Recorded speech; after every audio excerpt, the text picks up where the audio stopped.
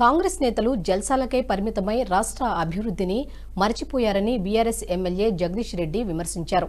సూర్యాపేట జిల్లా కేంద్రంలోని MLA camp కార్యాలయంలో జగదీష్ రెడ్డి మీడియాతో మాట్లాడుతూ ప్రాజెక్టులో నీళ్ల నిల్వపై కేబినెట్ సబ్ కమిటీ వేయడం విచిత్రంగా ఉందన్నారు.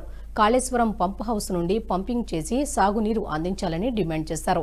రైతాంగం పట్ల ప్రభుత్వ నిర్లక్ష్యంగా వ్యవహరిస్తోందని, హెలికాప్టర్లలో విహారయాత్రలు, ప్రాజెక్టుల పర్యటనలు మాని రైతులకు న్యాయం జరిగేలా నీటిని విడుదల చేయాలని కోరారు.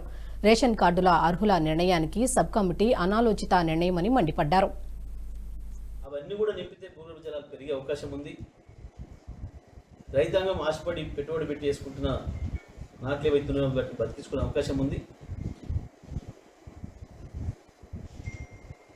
లేదు, ఈ మానలు ఆగిపోతే వారం 10 రోజుల్లోనే పొలాలు ఎండడం ప్రారంభమవుతుంది. మీకు ఎవరికి వ్యవసాయం పట్ల సోయి లేదు, అవగాహన లేదు. మీరు వెళ్తూ ఏ పొలం దగ్గర ఆగి రైతుని అడిగినా చెప్తాడు, కానీ మీరు సోయి లేకుండా ప్రవర్తిస్తున్నారు. ఇది మేము డిమాండ్ చేస్తూ ఉన్నాం. అనాలోచితంగా చేసిన పని తెలంగాణ విద్యార్థులకి గొట్టలు పెట్టేలాగా, ప్రత్యేకించి నల్గొండ జిల్లా, ఇంకా దాంట్లో సూర్యాపేట జిల్లా ప్రజలకి, విద్యార్థులకి జీవో 33 తీసుకొచ్చింది. వాస్తవానికి గతంలో మేము ఎక్కడ కూడా చిన్న ఇబ్బంది జరగకుండా, ఒక విద్యార్థి కూడా తెలంగాణ విద్యార్థి నష్టపోకుండా, బయట వాళ్ళు ఇక్కడికి రాకుండా నిరోధించడం కొరకు ఏదైతే మేము జీవోలు ఇచ్చినామో, వరుసగా 4 సంవత్సరాలు ఇక్కడ చదివి ఉండడమే కాదు, గత 7 సంవత్సరాలలో 4 సంవత్సరాలు మన దగ్గర చదివి ఉన్న తెలంగాణలో వాళ్ళకి మాత్రమే నేటివిటీ వస్తుంది, లోకల్ ఏరియా వస్తుంది అని చెప్పి.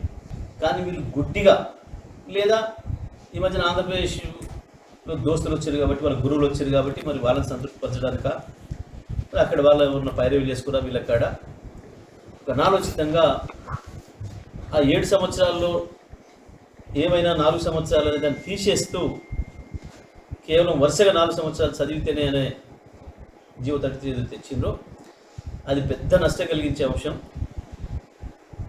తెలంగాణ ప్రాంతాన్ని మొత్తానికి కావచ్చు, ప్రత్యేకించి బార్డర్లో ఉన్న జిల్లాలు, అటు మామినార్ కావచ్చు, ఇటు నల్గొండ కావచ్చు, ఖమ్మం కావచ్చు, ఈ జిల్లాలకు సంబంధించిన తల్లిదండ్రులు ఇంటర్మీడియట్ చాలా సందర్భాల్లో తీసుకుపోయి పక్కన ఉన్న రాష్ట్రాలు చదివిస్తున్నారు. గతంలో పూర్వం నుంచి ఉన్న అలవాటు కాబట్టి పాపం తెలియక కొంతమంది అక్కడ ప్రత్యేకంగా కొంత.